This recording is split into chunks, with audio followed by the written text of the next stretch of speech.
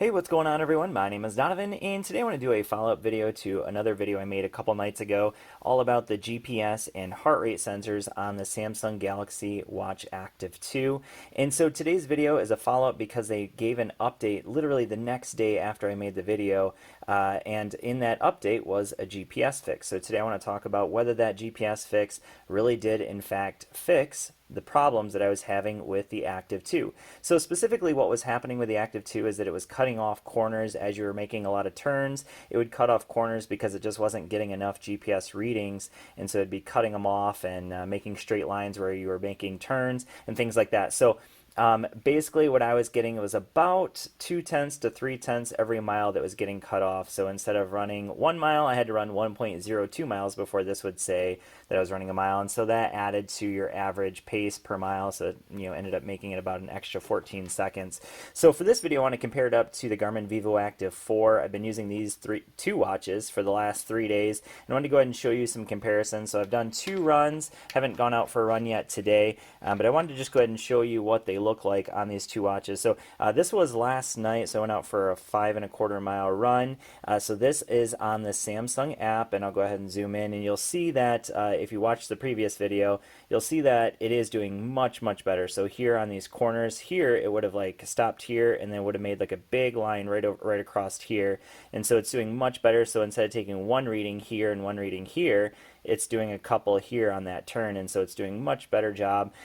So that is what that one looked like. So there it is, 5.25 miles and average pace of 7:05. Now here on the Garmin VivoActive 4, you can see that it actually had 2/10 less. And then if I go into my pace, where is it at? 7:07.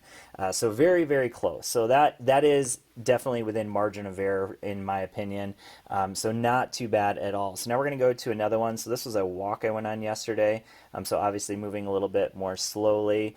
And here, oh, it doesn't have the walk on here. So I guess we're going to have to go back to another run. So this is the run from 2 days ago. So this was 4.07 on this watch, and then down here on the VivoActive 4, you can see that it gave a 4.09. So over the course of 4 miles, again, another 2/10 difference between the two. We'll go ahead and zoom in on the map so you can see what it looks like. And this one I purposely made a ton of turns, so you can see that I was constantly weaving in and out, making a bunch of turns just to see if it was fixed. And yeah, so 2/10 difference over the course of 4 miles isn't bad. The problem is when it initially launched and it didn't have that GPS fix, it was getting 2 to 3/10 off, or 2 to 3/100ths off every mile. Now it's only 2/100ths off of my Garmin VivoActive 4 over the course of 4 miles in this one, and the other one almost 5.25 miles. So not too bad. So it's definitely improved. So if you were worried about the GPS on the Samsung Galaxy Watch Active 2, I'm happy to say that it has been improved. One important thing to note is that if you are going to use it, you definitely want to use it, and it is nice that right up here it'll tell you when it has a GPS fix, and then also the heart rate fix, and I'm going to talk about that in just a second. But when you're using the GPS on this watch, you want to go into the settings, and you want to scroll down here, and you want to turn on high accuracy location. So you want to make sure you get that, because if you just use regular location, you will get definitely kind of the same experience I was having before. So now let's talk about heart rate. So notice that right now it's saying it has a heart rate fix. So that's nice. That means that it's reading my heart rate. That's great. That's what we want before we go for a run.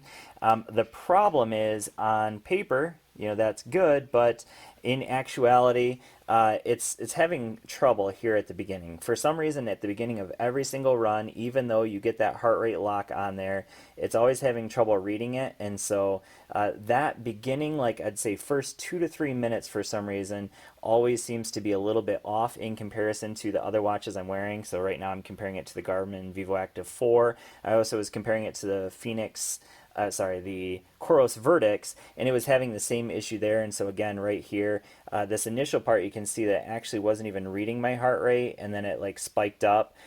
This is all accurate. And in this section right here, this was dead on with the Garmin VivoActive 4. So once it grabs that heart rate after the first 2 or 3 minutes, it's been dead on ever since. But it's that first 2 to 3 minutes where you're not getting an active heart rate, or not getting an accurate heart rate. So that would be my only complaint when it comes to heart rate. The GPS has definitely been fixed though.